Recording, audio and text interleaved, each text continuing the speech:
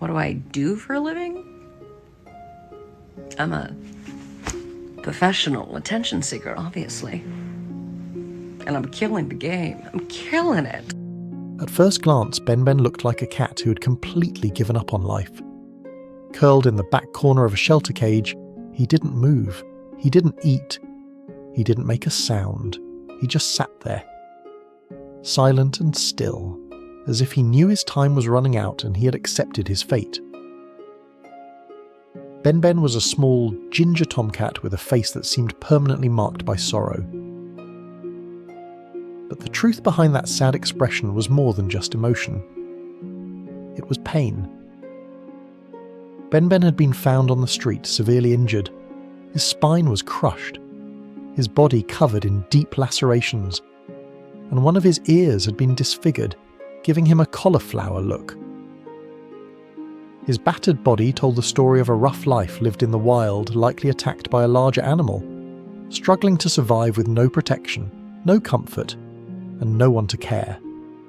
The shelter staff did their best to help him. They treated his wounds, gave him a warm space to rest, and tried to give him hope. For a while, things looked up. A family adopted him, offering the promise of a better life. But sadly, that hope was short-lived. Due to his medical needs, he was returned to the shelter. It was then that BenBen was labelled unadoptable. Veterinarians said he would never walk again. They said he would need pain medication for the rest of his life. And with limited resources, the shelter made the heartbreaking decision to schedule him for euthanasia. But fate, it seems, had other plans. A woman who worked at an emergency vet clinic heard about BenBen's story.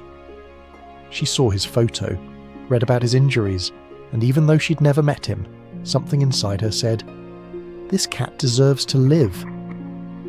There wasn't much time, so she and her boyfriend rushed to the shelter the day before BenBen was scheduled to be put down. They didn't hesitate. They made the calls, signed the papers, and before the sun set that day, BenBen was no longer on death row. He was going home. The shelter staff told them something heartbreaking before they left. While in the shelter, BenBen had stopped eating, drinking, and even moving, as if he had known that the end was near and had already said goodbye. But the moment they brought him into their home, everything changed. They gently placed him in the bathroom to help him adjust, not just to the new space, but to the fact that, for the first time in a long while, he was safe.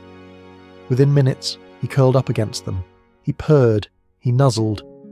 He gave the kind of cuddles that say, "Thank you, I know I'm home now." It took just 1 hour, one single hour, for BenBen to start rediscovering life. The sad, motionless cat from the shelter became curious, affectionate and full of gentle joy. He started exploring, sniffing around and showing interest in the world around him.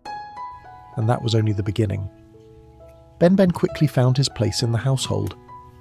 He became a tiny supervisor, watching over his humans during meals, investigating every box or grocery bag, and making sure his home was running just the way he liked it. He brought light into every room he entered, simply by being there. A walking, and sometimes running, miracle. Yes, running. Despite the grim prognosis from the vets who had once said he'd never walk again, BenBen had a different plan. Day by day, he grew stronger. He learned to stand, then to walk, then, to everyone's astonishment, to run. He even began jumping short distances, defying every expectation, and proving just how powerful a second chance can be. Now, 9 months later, BenBen's life is completely transformed. He still has that sad little face, the one shaped by extra skin and old injuries. But it no longer tells a story of pain. Instead, it tells a story of resilience, of quiet courage, and of how healing begins when someone simply chooses to care. Today, BenBen is not just surviving, he's thriving. He's living proof that every animal deserves a chance, no matter how broken they seem. And that sometimes, it only takes 1 hour, one moment of kindness, to turn her life around completely.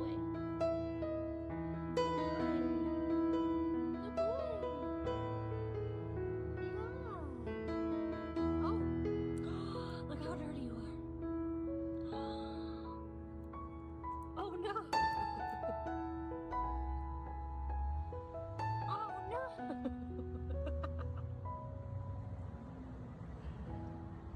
Can you get that?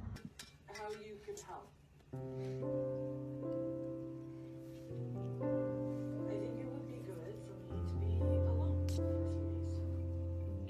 Okay, go. You want to go?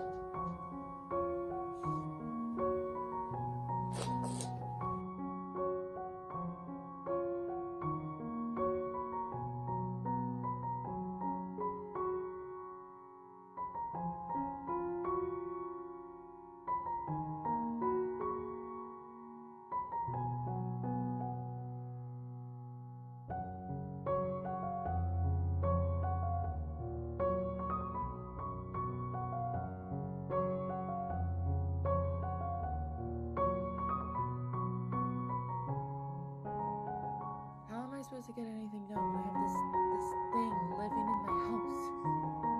All I want to do is look at you and kiss your face, okay?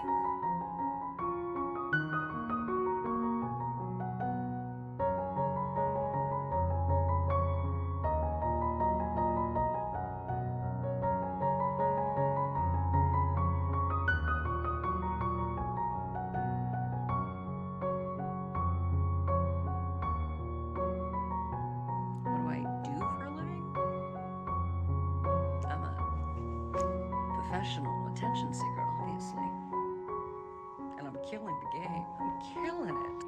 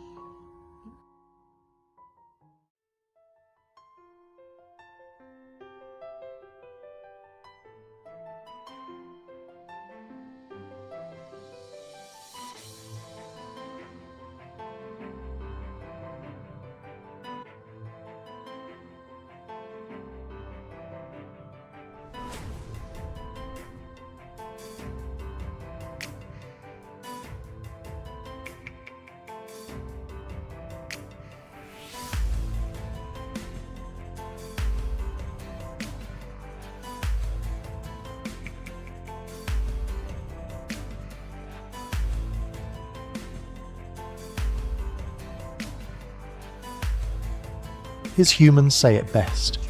We're so proud of this little monster, and so are we.